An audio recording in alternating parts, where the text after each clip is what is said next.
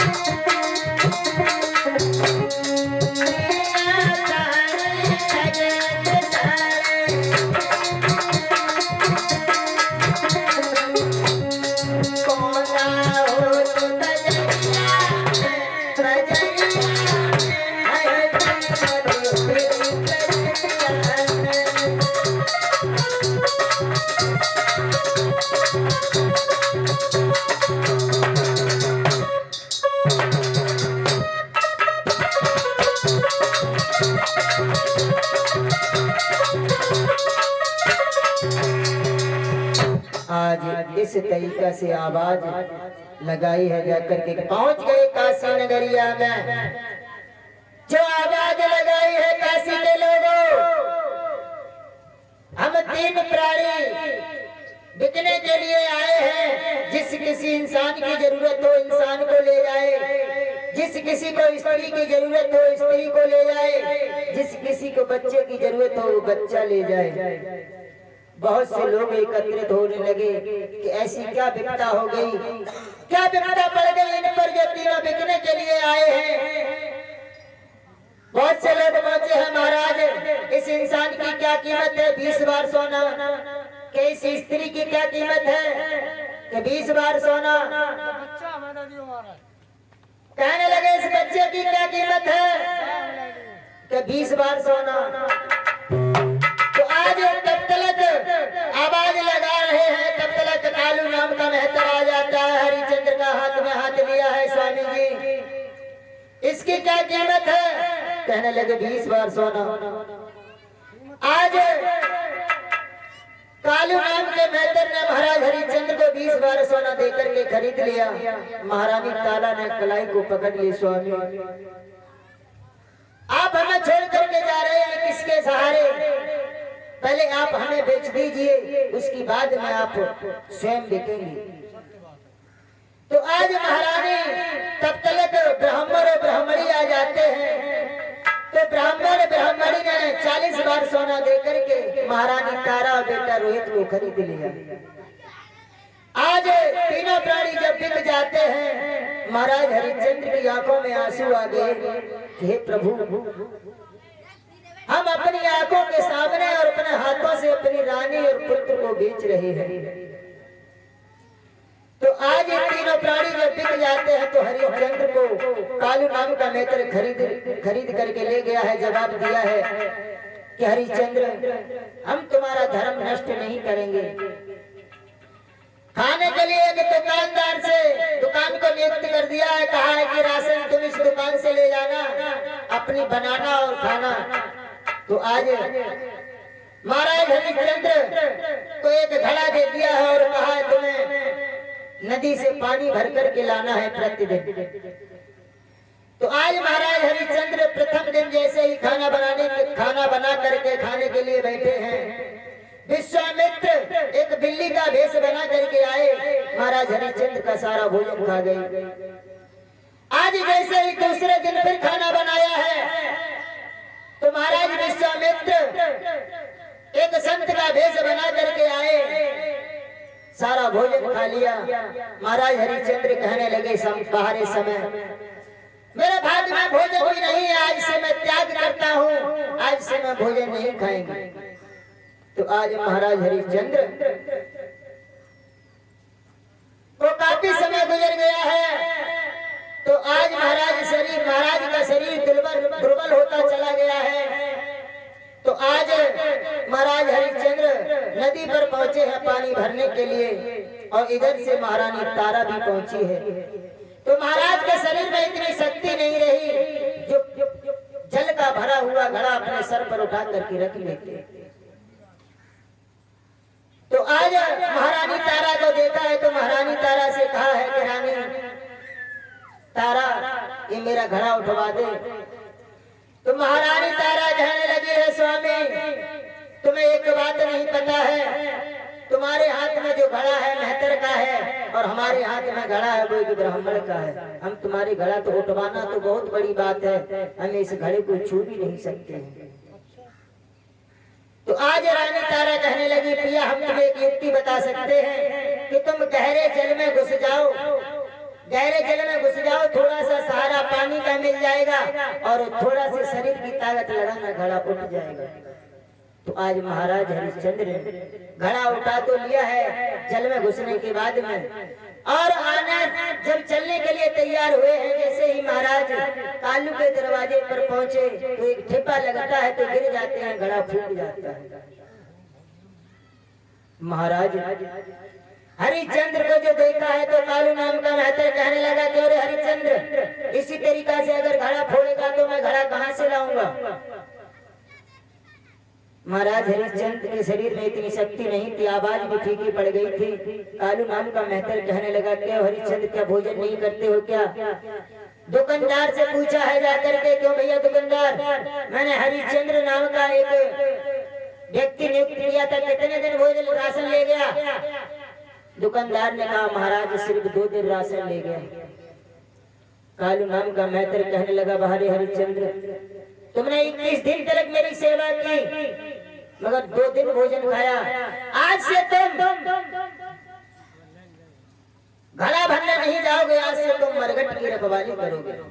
आज महाराज हरिश्चंद्र के हाथ में एक कमरिया देती है और एक लाठी देती है कि जाओ तुम मरघट में जाकर के कर का टका लेकर के जब लाश जलने देना और मरघट की रखवाली करो जाकर के। तो आज महाराज हरिश्चंद्र मरघटिया जब बन गए हैं, तो ऐसा ही नहीं, इधर ब्राह्मण और ब्राह्मणी ने कहा है कि रानी तारा से कि रानी तारा, अपने पुत्र से कह दो कि एकादशी का व्रत है, बाग से फूल तोड़ करके ले आए।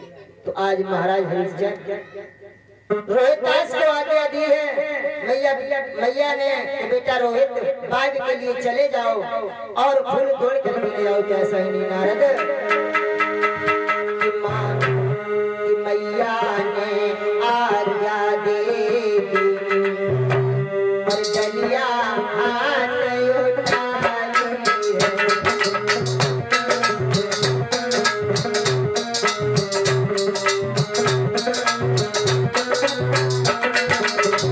ऐसा ही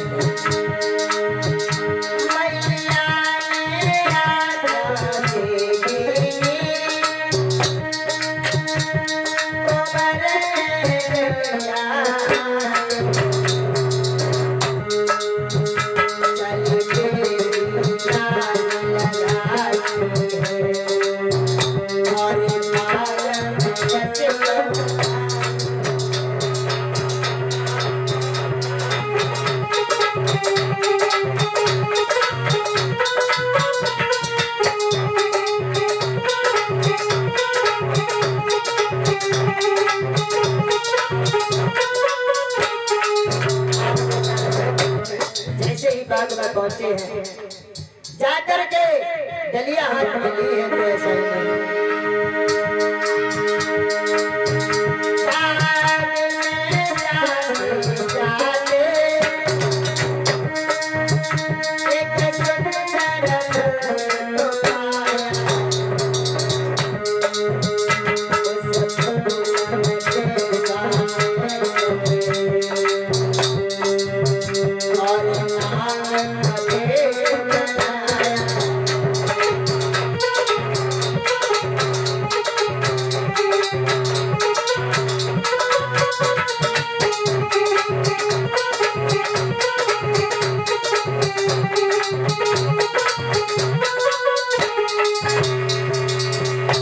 आज बेटा ने हाथ में डलिया ली है, जाकर के पहुंच गया है बाग में, रोज रोज पर हाथ डालता है।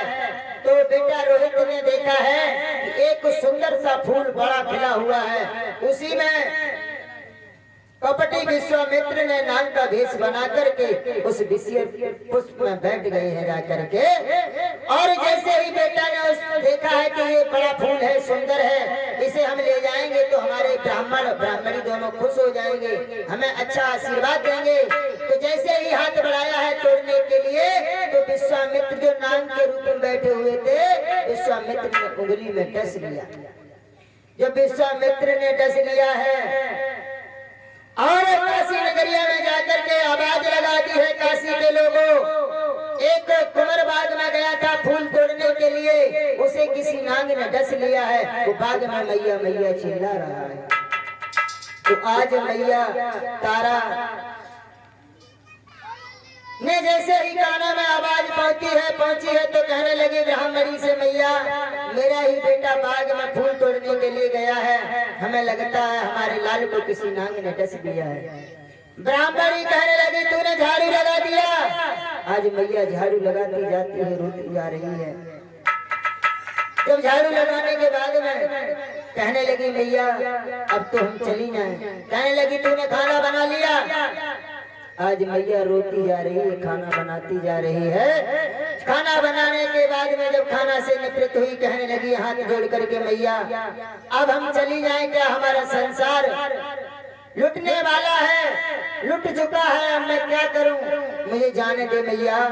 आज आज्ञा लेकर के महारानी तारा बाग के लिए चली है। तो जब बाग में देखा है जाकर के बेटा जमीन पर गिरा पड़ा हुआ है, उसके मुख से झाग निकल रहा है। आज महारानी तारा तब तक बाग का माली आ जाता है, कहने लगा है बहन इस बच्चे को ले जाओ, इसकी लैस फट जाएगी। आज मैया ने आधी साड़ी फाड़ करके अपने बेटा को कफन बना लिया है और मरघट की ओर चली है।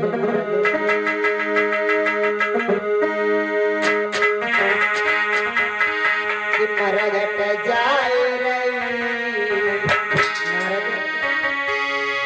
मरघट जाए रही, और लेके लाल तो मर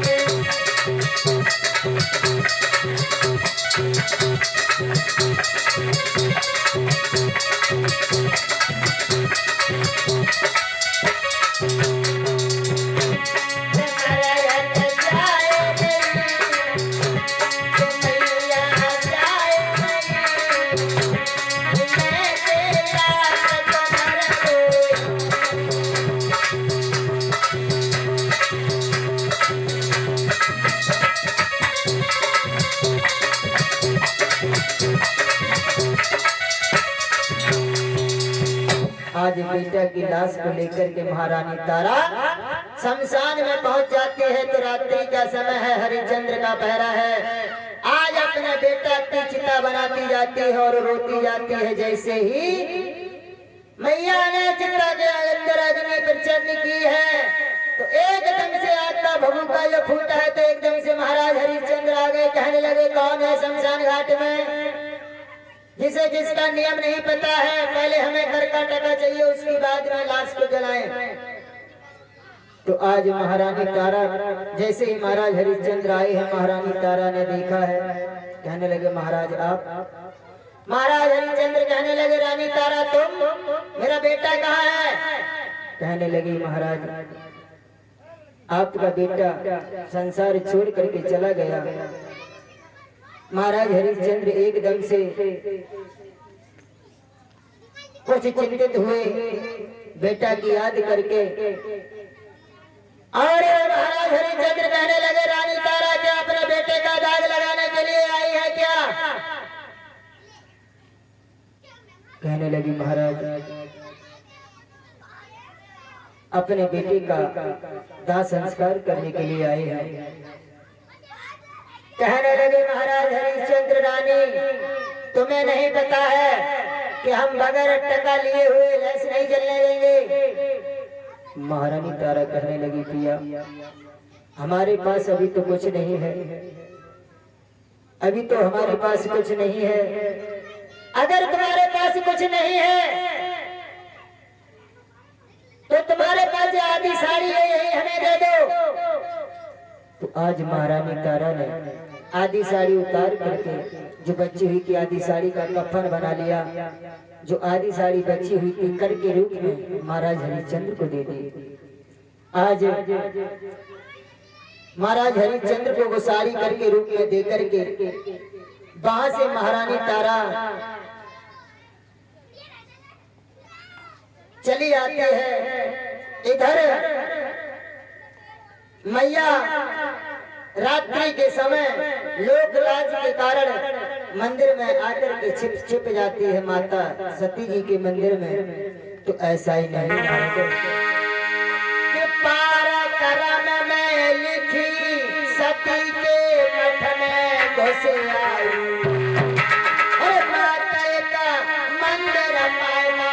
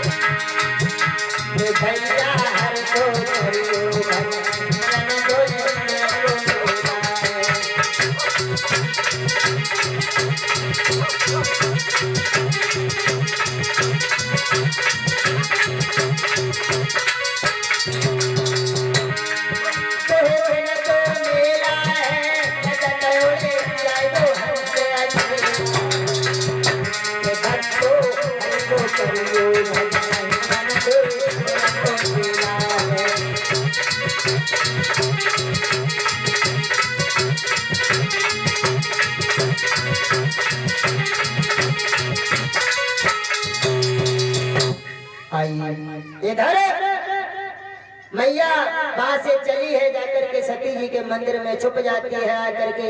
इधर विश्वामित्र ने आवाज लगा दी है जाकर के, काशी के लोगों एक मंदिर में डायन आ गई है, वो बच्चों का कत्ल करती है। और विश्वामित्र ने 2 बच्चों को मार करके आज मैया के बराबर में लिटा दिया। मैया सो जाती है और जैसे ही कालू नाम के मेहतर को पता लगा है तो महाराज हरिश्चंद्र को बुलाया है। कहा, हरिश्चंद्र एक मंदिर में डायन है, तुझे उसे मारना है। तो आज महाराज हरिश्चंद्र तलवार लेकर के आए हैं। तो महाराज हरिश्चंद्र जैसे ही मंदिर में घुसे हैं तो महारानी तारा के केसों को पकड़ लिया। कहने लगे, रानी तारा तुम ही डायन हो क्या? जवाब दिया है, हाँ हम ही डायन है, मार दो। क्या बोले हैं महाराज? जैसे ही तलवार चलाई है कितने गाली नो आता क्रोध के साथ गिरा फरमाई और तू दिए जाने से मार देते डायन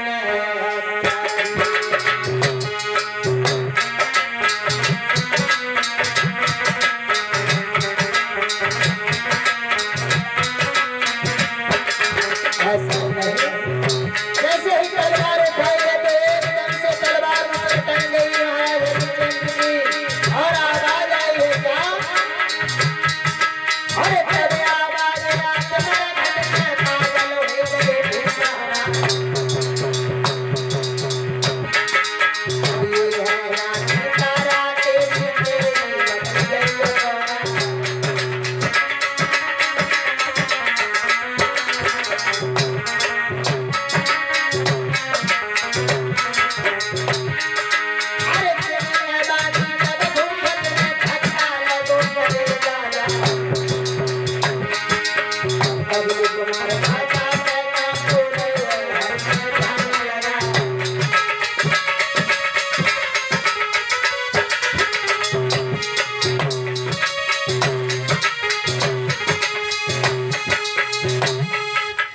आज महाराज जैसे ही तलवार चलाई है विश्वामित्र ने आकर के पकड़ ली।